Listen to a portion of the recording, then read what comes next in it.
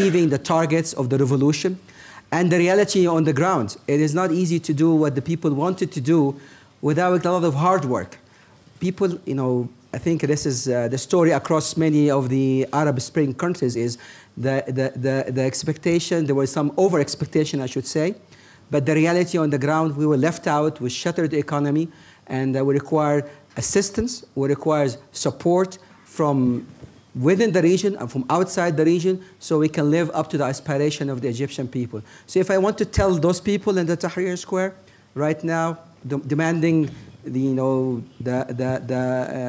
bread, freedom, social justice, human dignity, you know, after you air out your voice and your statements, please go back to work, work hard for yourself, for your people, for your family, because that's the only way to achieve the aspiration of the Egyptian revolution. To create jobs. Let them go work where they work. Well, some of them have jobs. Maybe. In Egypt particularly, there is a concern about the Muslim Brotherhood, about the Prime Minister. Before you start talking about the Muslim Brotherhood,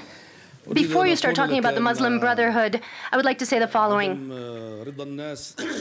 I think that the dissatisfaction of people, the reason for that is that 50 or 60 years have gone by since these countries gained their independence, and there has been a revolution too.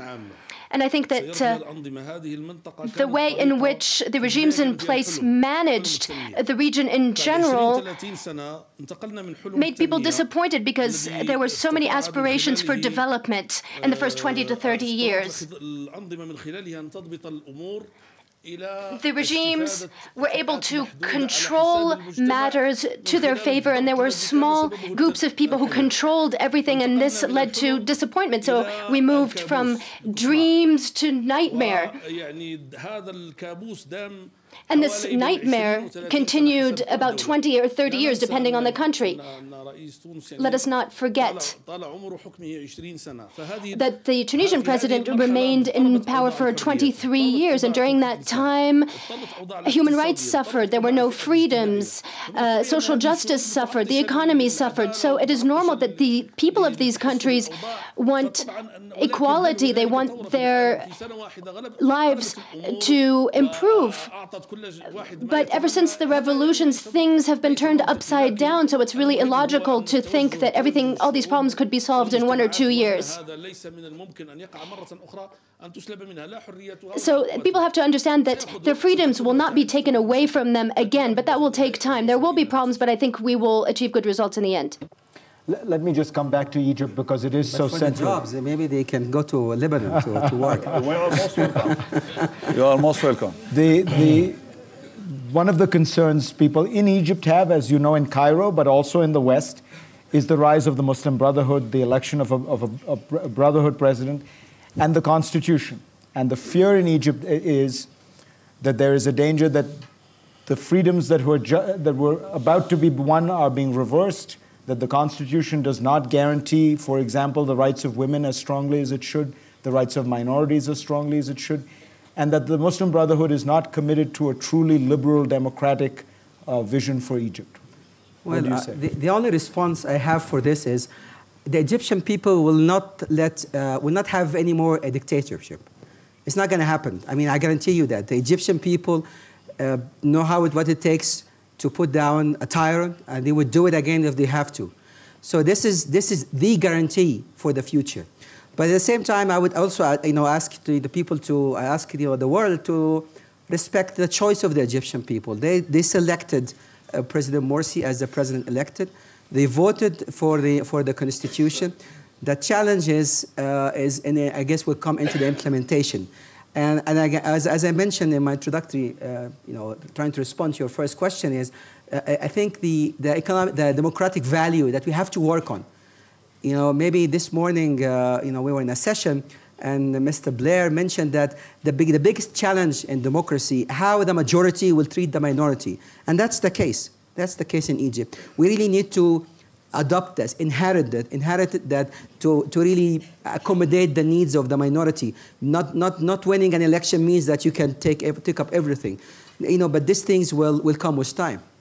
Prime Minister Mikati, I want you to elaborate on your comment. You think that in the Arab Spring, the crucial issue is the economic system needs to be able to generate jobs. Before answering this question, if I may say, today we all talk about democracy, freedom, transparency, governance, enhance the role of women. What are the meanings? It's a long process. And we cannot do it overnight. We cannot do it by one revolution or one season, one spring season. It is a very long process, and we have to achieve this whenever we have the right culture at the end of the tunnel. That's what I believe. Definitely, economy is very important. To create jobs and to create the right environment is the most important. How we can create this environment today with this kind of instability? We need a political stability. We need peace. What happened to the struggle between the Palestinians and the Israelis in the region? All this, we have to talk about it, and we'll be very frank to see how we can get to end of this tunnel. For this reason, yes, frankly speaking, I am not very optimistic about all this slogan or generic words today. If I ask anyone what you want me to talk to tonight, they say, it's very easy. Talk about democracy, freedom, transparency, governance, women. But let us work for this. And this is very important. Let me ask. Yeah, women right. let me ask someone who has built some of these institutions under the most extraordinary conditions. Salam Fayyad, you have built functioning institutions in the West Bank. You have created an economy that has generated extraordinary growth over the last few years, and you've done it under very adverse circumstances. So what would be your advice to people trying to build these institutions? Thank you. With all due modesty, I contributed to that effort. I did not build institutions by myself. I contributed to an overall national effort that was guided by the need for us Palestinians to get ready for the emergence of a fully independent and sovereign state of Palestine on the territory occupied by Israel since 1967. And that was really the focus of the program with which I've been associated. But this is an opportunity, the question that you raised, for me to underscore the extreme importance of having functional institutions of government. And I think the challenge that faces all of us in the Arab world is to ensure that we have functional governments. In fact, I myself read what happened, the phenomenon that's known as Arab Spring, Arab Awakening, what have you, which to me, to my way of looking at things, is more in the nature of a revolution than anything else. And that is really what adds to the challenge that all of us face, because we've been affected by it to varying degrees. How to manage expectations if this is a revolution? How is it that people in the Arab world can be accepting of a logic that says, if only you can wait on us, things will be better? That's a serious challenge, because this is what they had heard from previous regimes as well. And I think people are right to expect dramatic changes, particularly given the backdrop against which that Arab awakening happened. I think the jury is still out on this. The verdict is yet to be written in terms of whether or not the extent to which this is going to be successful. For it to be so, I think it has to be given the chance. But that has to really be analyzed in terms of what the nature of that Arab awakening was about. Was it in response to democracy deficit or functional democracy deficit? And if so, how do we define that? Democracy in the way that it is practiced, perceived to be adequate elsewhere in the world, or democracy that is understood to really be more consistent with the region's understanding of a reasonable norm and standard of governance, something that responds to the needs of people in a responsible way. Hence the importance of functionality of governments. And I think that's really a key challenge for all of us. The extent to which we're successful in coming up with functional institutions would help all of us in the Arab world to be convincing in terms of the capacity of various governments to be responsive to the needs of their people and therefore to manage expectations. This is really the political side of this, but this cannot be separated from jobs and from the economic dimension. Unless this effort is underpinned by recovery and quickly, the whole doctrine that is Arab Spring or Arab Awakening is going to be discredited, as a matter of fact, because ultimately it's about jobs. The biggest challenge that faces all of us in the Arab world is high and rising unemployment. Unemployment that's going to rise even further, given the very high degree of uncertainty that currently prevails, the fact that the jury is still out on the Arab Spring, a high degree of instability, with the situation, particularly in Syria, continuing to go in the tragic way it has been going, and until that is really settled in some fashion, it's going to be extremely difficult for us to really be talking about the aftermath of the Arab Spring. These are all enormous challenges. It's very important for that to be taken into consideration. Are governments in the region going to be given the leeway to carry out economic policies that are geared toward engineering economic recovery, creating jobs, and then later on to really address the issue of fiscal imbalances? Or is the world going to really expect governments undergoing transformation to early on adopt a tight fiscal policy stance, which is going to be to make it extremely difficult for them to create jobs, and under conditions that are extremely not so conducive to the private sector to come in and invest and help creating jobs? These are really important challenges. So the process, I think, is in state of peril, both domestically, in terms of the capacity of governments to really actually govern and deal with the aftermath of the Arab Awakening, their capacity to create functional institutions. This is on the one hand. And on the other, in terms of how the world is going to really deal with those countries, how international financial institutions are going to deal with those countries. Are they going to really go to Egypt and say, you have to reduce your deficit by such and such over a year's time, which by definition is going to mean higher and more unemployment? Or is it going to really be based on a different kind of understanding? Our challenges in Palestine are those, plus, of course, the fact that we have to operate or had to contend with a continuing oppressive occupation. I mean, these are really important challenges to deal with under any condition, to really add to that restrictions that have come with acting or having to act under occupation, made it all that more difficult for us. Prime Minister Ben Zedan of Libya, you face what seems to the outside world an even more dramatic set of challenges.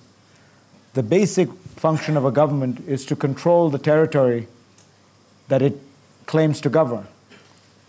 And many people look at Libya and wonder whether the government of Libya is actually in charge of all of Libya because of the role of tribes, because of the role of Al-Qaeda-affiliated groups.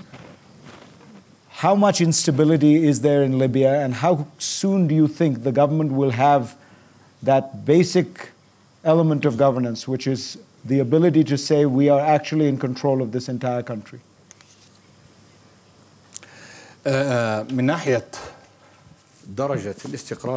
it comes to the level of stability in Libya, I would like to assure you that there is a reasonable level of stability compared to when the war was still ongoing. Life continues at a normal pace when it comes to services. For example, in the major cities, the markets are open, the hospitals are functional. There are services which are getting better and better every day. There are some security problems from time to time. These are punctual events at certain times in certain places, but these events are dealt with when the government intervenes to solve the problems and deal with the revolutionaries. When it comes to the issue of whether we control the whole country, yes, we do. The head of the National Assembly was in Al-Kufra a few days ago and made sure of that. 2 days ago, I visited Ghat and Damas on the border with Algeria and Huez. These are very far-off places. They're isolated, and it can be assumed that we are targeted there, but we were able to move around quite freely and safely. One of the problems in Libya is that at a certain time, the borders were wide open, and we were only able to control our borders at a relatively late time. So some elements came through the borders at certain times. We are now closing our borders. There are now only 3 nationalities who can enter Libya without visas: Tunisians, Turkish citizens, and Jordanians. Other than that, people of all other nationalities require a visa to enter Libya, but we have put in place this measure to try to avoid security problems. So what I'm trying to tell you is that people have normal lives. There is relative stability. But if in the middle of the night there is a certain event somewhere, then that's a different thing. What happened in Benghazi, I think that there was exaggeration on behalf of some countries who took some preventive measures. And we can understand that they asked their citizens to leave, but the reality is that these people of foreign nationality live very peacefully in Libya, and there are security measures to protect them. Do you have an Al-Qaeda presence in Libya? It is said that that is so. There are some Islamists whose beliefs are close to those of Al-Qaeda, but the reports we received from our security apparatus show that there are a few people who have come who are known to be affiliated with Al-Qaeda, but there are not many. It's not really a phenomenon, shall we say. We cannot say that Al-Qaeda has a true presence in Libya. So you do not believe the attack on the American consulate in Benghazi was an attack by Al-Qaeda?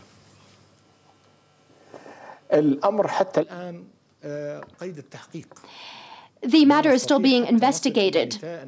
We have not received any, we have not reached any final conclusions yet in this investigation. We have to talk to all of the witnesses and all the accused, and then we will draw conclusions. However, everything being said now is really just guesses. Let me ask you, sir, in Morocco, do you expect a reform process much like the Jordanian reform process, in which there will be elections, in which there will be a spiral of elections and reform, in which you will move towards an essential parliamentary system with a constitutional monarchy?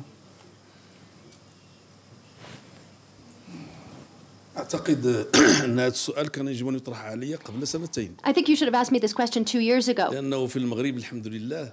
Because thanks be to God, we experienced the Arab Spring in Morocco in our own way. We modified the constitution in 2011. We held elections on the 25th of November 2011, which yielded a new political map.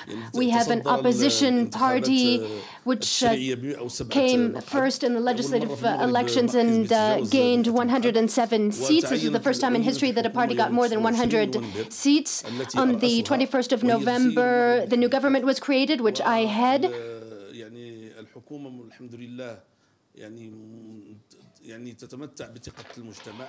The society mostly trusts the government. We have continued our work with the media. The parliament is functional and efficient. The situation in Morocco is stable. Our system is not based on a one-party system, nor on the influence of the army. We have one family which has led the country for many years and which plays the role of referee, shall we say. His Majesty the King, after there were demonstrations, made a very courageous declaration. He took into account the demands of the people. He embarked upon constitutional changes, and thankfully, we have economic stability in Morocco. When we ask for loans, we obtain them. We have lines of credit, big ones, open to us. There are many tourists who continue to visit Morocco normally. Political life is not always easy. There is a strong opposition. There is difficult dialogue sometimes. People ask themselves, is this government going to remain in place for a long time or not? But we consider this to be part of the democratic process, and thankfully things have been going well so far. And we think that the problems you mentioned are now behind us. There are many people who believe that Morocco has backtracked on some of its reforms. What do you say to them? No, there have been no backtracks. There's been no backtracking. We are experiencing a situation similar to all the other countries which are in transition, but thankfully we have stability. Perhaps there have been steps backwards because there are certain people who were in place before the Arab Spring, and perhaps it does not serve their interest that there was an Arab Spring. And we have to achieve balance in society between rich and poor, for example. In today's Morocco, any citizen can say anything they want. Obviously, there are people who do not like the new situation, and so they put pressure on the government. And this is difficult for the government, and sometimes they try to put obstacles in our way. However, we are committed to reforms, and we want society to support the current government. I'm not trying to say that we have no problems or that there have been no attempts to undermine stability. But every time there has been a plot, a terrorist plot, it has been foiled. And in the last 2 years, we have not witnessed any terrorist acts. And so the problems we had, that is why I said that we consider them to be behind us now. And obviously we have problems related to this period, but mostly we've overcome our problems. Mr. Mikati, let me ask you, as the Prime Minister of Lebanon, how serious is the problem of Syria spilling over into your borders? Many people argue that Syria will not implode, it will explode, and it will explode onto Lebanon, onto your country. All the neighborhood. The neighborhood, but in particular for reasons you know, with regard relating to Hezbollah and such in Lebanon. How real is that danger? And if it's going to happen, my question is, what are you going to do? Because at this point, it seems as though it's already happening. There is a say in Lebanon saying, in time of nations change, please save your head. What does that mean? It means we are dissociating ourselves from what's going on in Syria by all means. We are dissociating because we have a kind of historical, geographical relation with Syria. And now, today, if we take any position, really, we would be more boosting the division in our Lebanese society and between the Lebanese citizens. For this reason, we had the position as the Lebanese government to dissociate ourselves. But this doesn't mean that we dissociate ourselves from a humanitarian issue. Today, we are helping and receiving the Syrians without any limit. And by fully, we are ensuring for them sheltering, medical care, schooling, food, everything.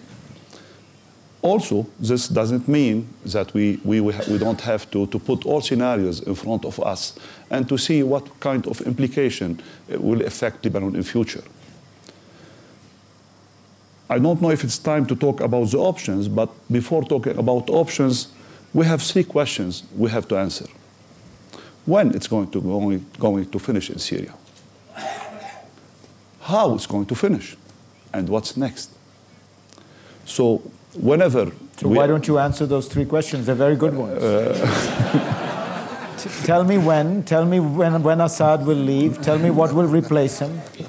So far, nobody is answering this question, believe me. And always in my discussion with all world leaders, nobody is answering when, how, and what's next. Who can guess? For this reason, today we are taking different options depending on the answers and reply on those questions. Should the Arab League put greater pressure on Bashar al-Assad? We are dissociating ourselves. And here, as Prime Minister of Lebanon, Mr. Prime Minister, you may disassociate yourself from Syria, but Syria is not disassociating itself from you. You're getting thousands of refugees every week. We are not dissociating from humanitarian. We are receiving them, and they are most welcome. And always we have to do Lebanon do. It's an obligation, and we are ready to serve the Syrian in Lebanon. But you don't want to get involved in the politics. In the politics, we don't get involved because God knows what will be the implication on Lebanon. How it's going to finish? That's the question. Here you're saying all the neighborhood, all the region. What will be the future of the region if we take any scenario? How it's going to finish? Should the government of Egypt, as in some ways the historic leader of the Arab League, should it take a much stronger position? Should it be trying to make sure that President Assad recognizes his days are numbered? Yeah, we cannot dissociate ourselves from what's happening in Syria, and it is impacting everybody, whether this is directly or indirectly, in the region and in the world. What do you do? I think the best thing is to try to end this soon. When the sooner the better. How? Peacefully, as much as possible. What is next? It will be much better if we can negotiate it beforehand. And this is the philosophy of our support. I mean, I see my colleague here is shaking his head. Yes, but how do we do that? Of course, it is very difficult. I wish you had the magic answer for that. It is difficult, but you need to talk to the key players in the region, the people that have stake in Syria. You need to talk to the Iranian. You need to talk to the Russians. You need to talk to the, of course, to the Saudis, Egypt, and you need to work together so we can craft this out. This bloodshed has to end. It is, everybody watch this in the news every night is horrible, and it is impacting everybody. The refugees are coming even to Egypt in hundreds of thousands, and we feel their pain and we sympathize with them.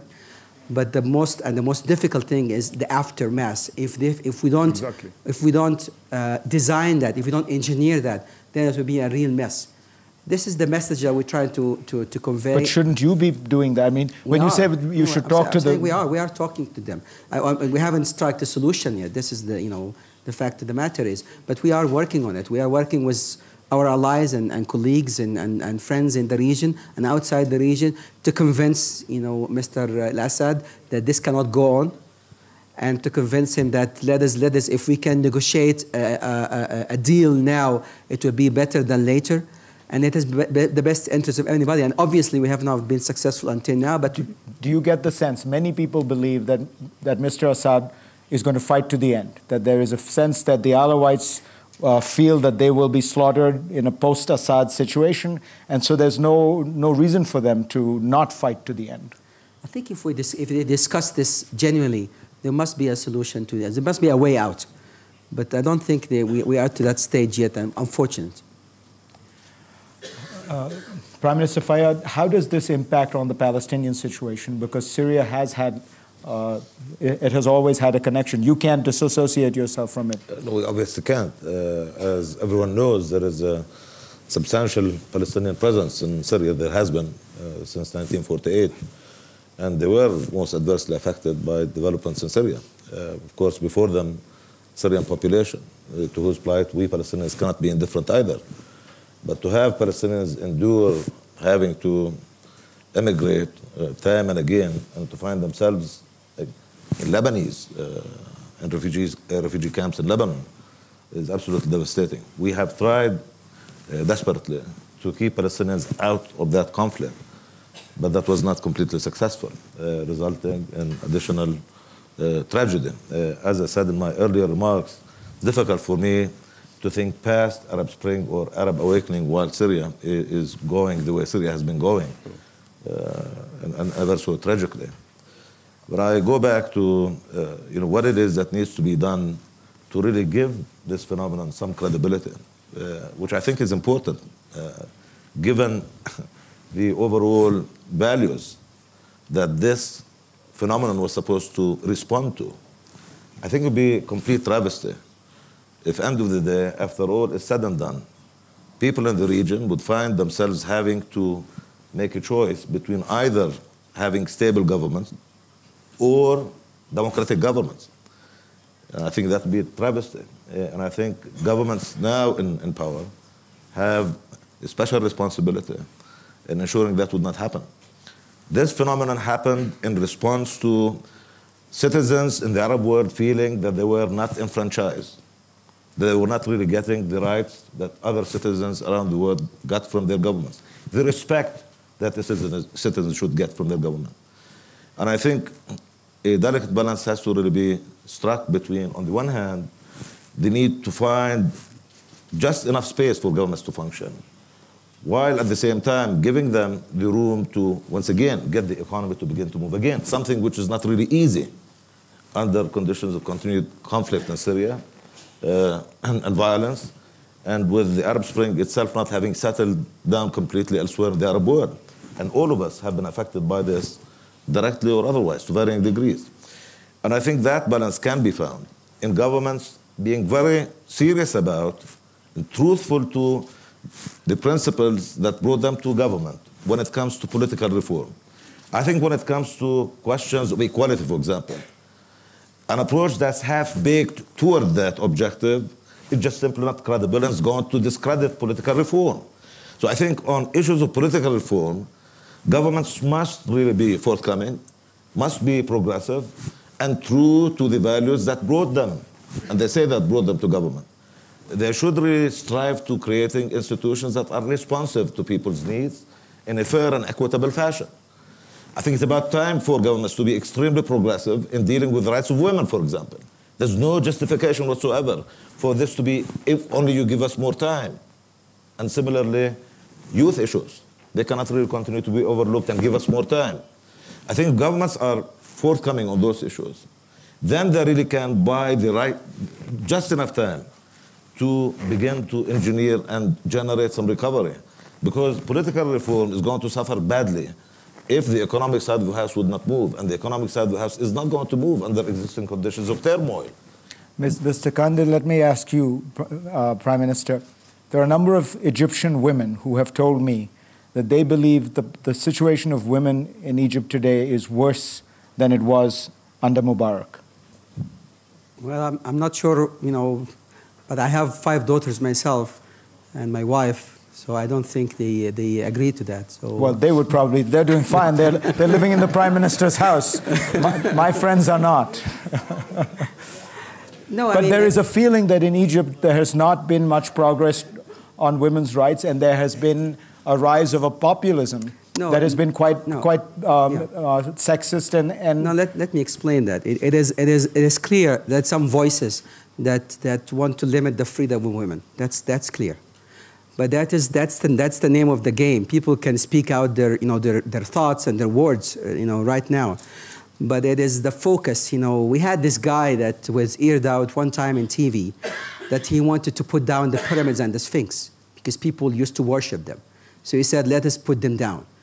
You can always find a crazy people in one person in the street.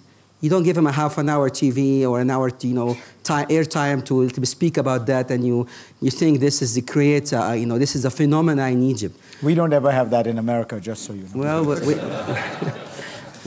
we had this. So what I'm saying is, of course, there are people that letting women down. There's a group of people that would do that, but it's not the mainstream of the Egyptian people. The mainstream of the Egyptian people respect women, and that was in the preamble of the Constitution. The women are our mothers, our sisters, our daughters, and if you read the Egyptian Constitution, it talks about persons afterward. So at the preamble, it talks about women, the importance of women, and then it talks about Egyptian. It doesn't talk about their sex or religion or sex. It continues talking about Egyptian as persons. So that's the whole thing. Mr. You want to say something? لا يعني يجب أن يحضر الغرب من شيء. I believe that the West must be aware of something.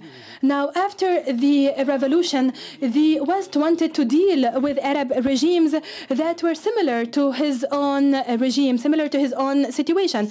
They thought that the situation would be similar to what they had in the West. However, the people in the Arab world don't want that. They want respect for their own specificities. They have their own conditions and their own contexts.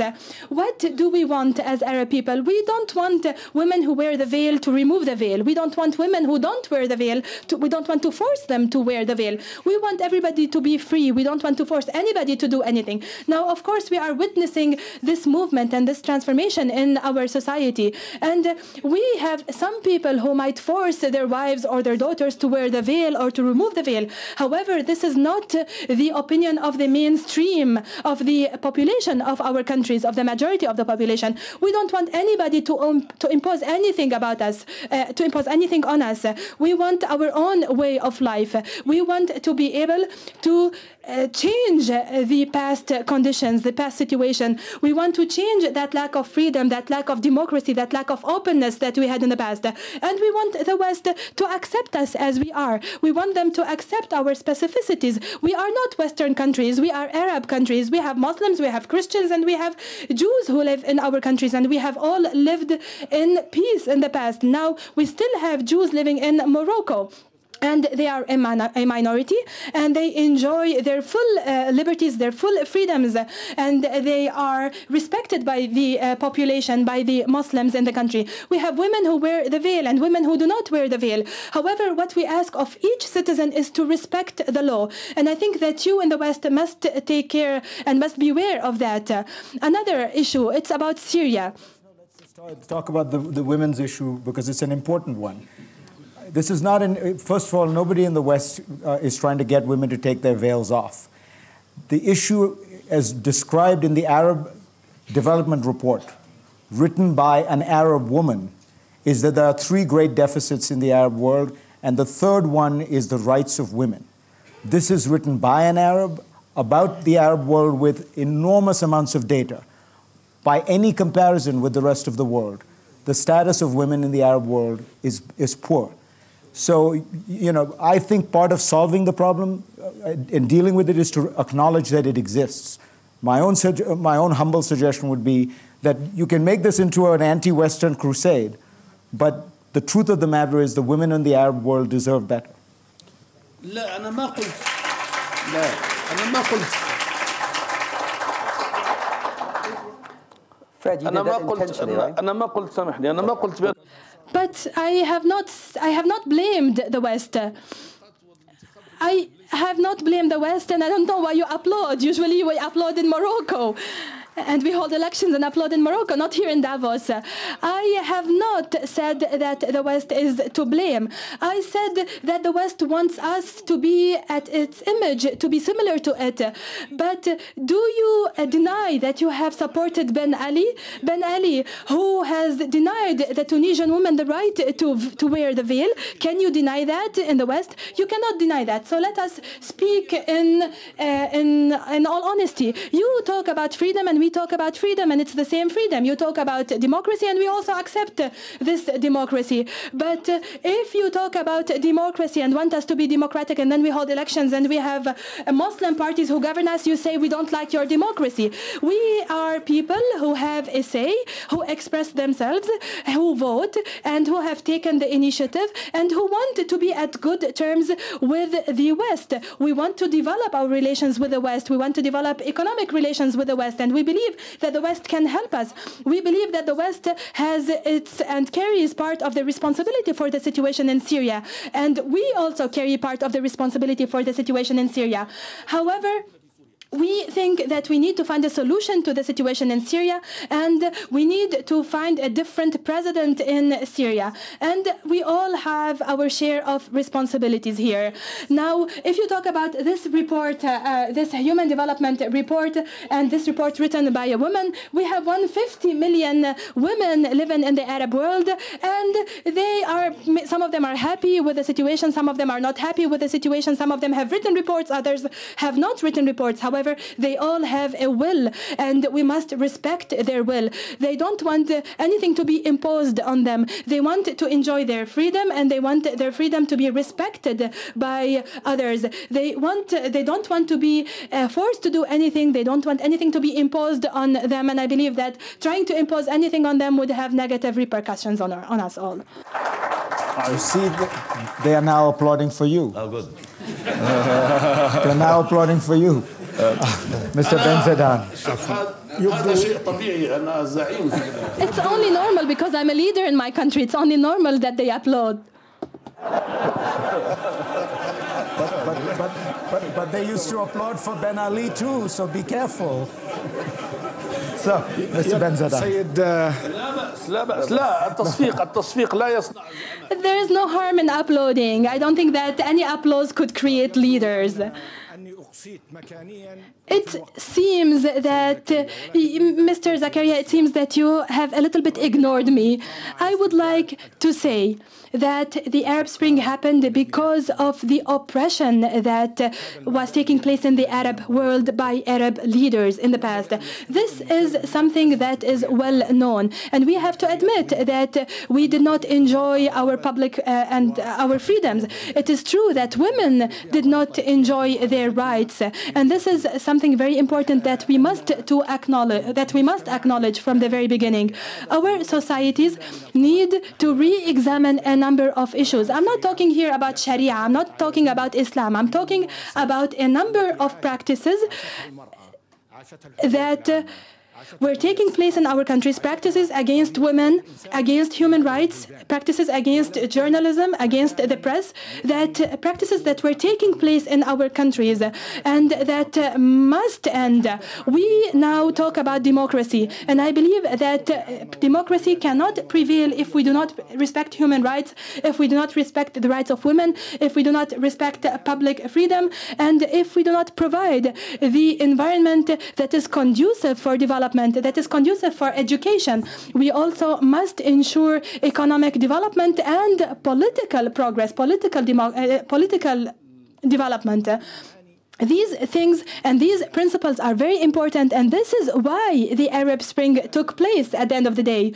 And I believe that such principles are still not respected in our countries. Such freedoms are not yet respected. We still have a long way to go. Regardless of what the West thinks or does not think, we should not really mind what the West says. The West can speak and say, and we also can speak and say whatever we think. However, I believe that the reform process must start from us, must start from the Arab world, so that we would bring back the human dignity to each citizen. We must respect individuals, and we must not force any citizen to do anything that he or she does not want to do. I believe that the Arab Spring happened because of the oppression that we were living under. That oppression took away our freedom, took away our liberties, took away our human rights, and that is why I believe that we need this revolution. We needed this revolution, and we need reforms. Now, the Arab Spring, we still don't know exactly what the root causes of the Arab Spring happened, so that we can find solutions to those root causes. We need to examine the situation. We need to find a jurisprudence for this Arab Spring. We need to understand why it happened. We need to put in place a number of principles that relate to the respect of human rights, to economic and political development, to the development of our rural areas, of our desert areas, and of all remote areas in our countries. We need to respect democracy, and we need to ensure that we we are capable of building institutions and of building a state that is governed by the rule of law and by laws and by democracy. A democracy that must be clear, a democracy that is based on the separation of powers and on a free and independent judiciary. It is this way that we must examine the Arab Spring. It is this way that we must try to solve our problems. I'm going to have to hold all of you because we have to go to the audience to take a few questions. As I said, if you can make sure that they are actually questions. Ken Roth.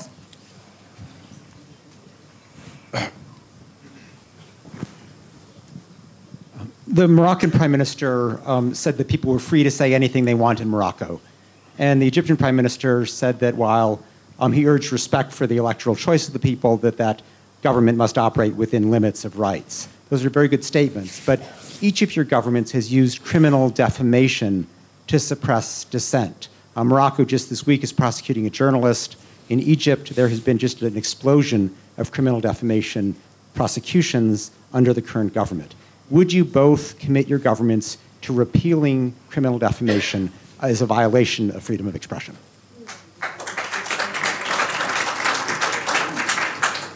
Why don't you go first, Mr. Qandil? Well, my friend, it is, I mean, I hope we put a lot to protect the prime ministers. I mean, I've been pounded by sometimes unfair and lies that, I mean, lately they put in my name that they said, and I mentioned that we need to claim our rights in the lands of Libya.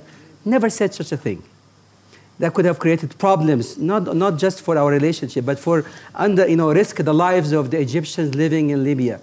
I think the freedom of speech doesn't mean that you go wild. But however, we realize that this is a transitional period, and we understand these things. So we work on them, we talk to them. And personally, I have never pursued any journalist for the things that have said wrongly on me or on my people. I don't know if there have been cases of defamation in Morocco too. Can you provide me with more information? What problems happened in Morocco? Can you stand up very quickly? This is the head of Human Rights Watch, so I imagine he actually could provide you with a great deal of documentation. I mean, just 3 days ago, there was the journalist Jibril who was prosecuted. There's a big movement in Morocco to repeal criminal defamation. People can still be sued civilly for defamation if they defame someone, but to prosecute somebody criminally is a penalty that is widely considered to violate international freedom of expression. Both of your governments are making regular use of criminal defamation prosecutions, and I'm asking whether you'd commit to stop that. Let's make some news here at Davos. Commit to repealing this.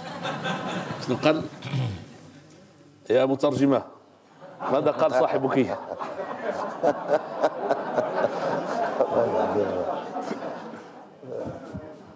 After you're going to. Okay. All right. خليني أجيب لا أجيب. I want to respond. Okay. Can I respond, please? I think that this shows that things are excellent in Morocco, because only 1 year after the elections, which were held on the 29th of November, if there was only one trial 3 days ago for someone who engaged in defamation,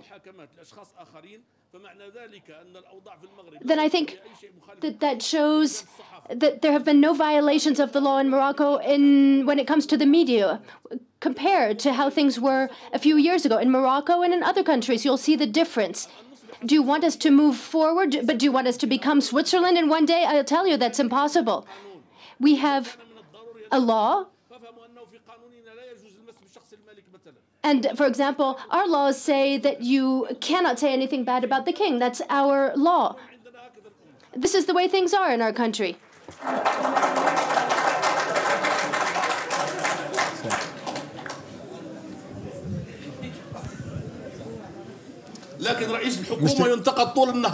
But you can criticize the prime minister all you want, all day. I'll speak less than a minute. I have For Mr. Benkirane, I was in Marrakesh for the holiday season. I read the papers by force of habit. Every day there were front page stories of corruption. Is it the case that now corruption is more freely reported and was suppressed later, or did it increase under the Prime Minister? For Mr. Qandil, I'm still 15 minutes. No, you've got one question. Thank you. Very quickly on corruption. No, very لا الفساد ما أحد تكلم عن الفساد في حق عبدالله بنكيران. There has been no report of corruption when it comes to myself, Mr. Benkirane, or my government. But it's true. There are things that are written and said about corruption. Some of what is said and written is true. And what is true is followed up on in one way or another. But then there are other things which are not true and obviously cannot be followed up because they're not true. And just because a newspaper writes something doesn't mean that it's true and we have to follow it up. We are committed to respecting the law. I recognize that there are some people who have enjoyed impunity so far. However, if these people continue, then one day they will have to face justice. One last question over there. Yeah. Thank you. I'm Mohamed Qandil from Libya. I would like to comment and raise a quick question. No comment. Okay, just a question. Just a quick question. I've witnessed the debate today and also another similar debate. A question, really, otherwise we're going to move. There's a gentleman there who wants to. The question is, do you think that the debate has moved us from the core issues that were pertinent 2 years ago, which was youth unemployment and dignity, and we've moved to a spectrum where I think we have retracted back to what was the debate maybe 7 or 8 years ago? This is not a question. So why don't you ask your question? Yeah. I'm sorry, it's not respectful to the rest of the audience. Yeah, just a question actually to both the ministers, prime ministers of Libya and Egypt. I mean, one reason we've had the uprisings, it was basically the corruption has been mentioned, plus the economic inequality. Now, what a lot of people are saying, specifically in those two countries, because these things have happened since the uprising, is that the old blocks on the, sort of all the kids on the block have been replaced by the new kids on the block. So the corruption and the elitists are still benefiting the new ones like the old ones were. So there is no change from the old to the new. What would be your answer to that? So well, there's definitely a change. I mean, I tell you, and I know that by heart, that the people in charge are not corrupted, and I refuse that you say such a thing. And I would ask you to apologize for that, because people are working night and day for the best interests of the people. The big change is now that people, their work, whatever they do, come to them, not like the other old neighbor. I mean, the old kids in the block, or the old way of doing things, or benefiting a small group of people. Things have changed tremendously, but what we have left on, the big burden of economic, problems due to the previous corruption is what's hindering our, ability to achieve the aspiration of the Egyptian people, and I trust in other countries as well. Mr. Ben Zedan, a quick comment on the issue of, has the corruption stayed the same? Part of the argument, I think, is that the state still controls large parts of the economy. The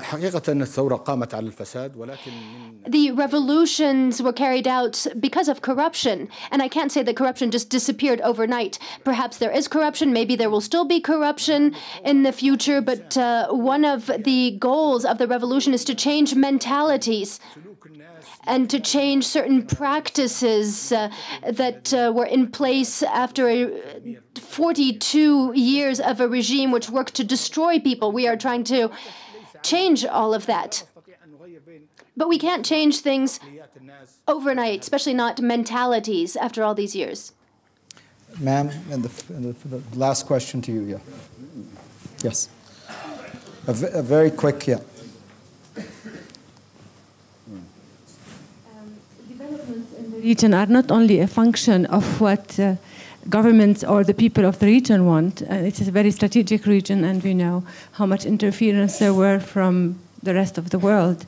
I would like to hear the reading of their excellencies, the prime ministers, of what are their geopolitical interests and what's their effect on what is going on It's today. a wonderful question, but we'll have to leave it for another time because we have 2 minutes. I want to close, unfortunately we have to close, by just saying, you know, for those of you who have followed what I've written or said on television, I have been optimistic about the Arab Spring, and I persist in being optimistic by just pointing out the nature of this panel and the nature of this conversation that we have had. Imagine if 2 years ago you had had a panel with the head of the Libyan government, the head of the Egyptian government. The Lebanese and the Palestinians would have been the same, articulate, and in Morocco. I think the fact that we can have this kind of an open, honest conversation about all these issues is a sign of progress. It doesn't mean that these goals have been reached, but I think it's. I did not forget Morocco because you acted so fast in your reform process. I think that 2 years ago maybe you would have been here, and so I was being careful. But I think that that itself gives one a great deal of hope. And I want to, on that note, ask that you all give these gentlemen a wonderful round of applause.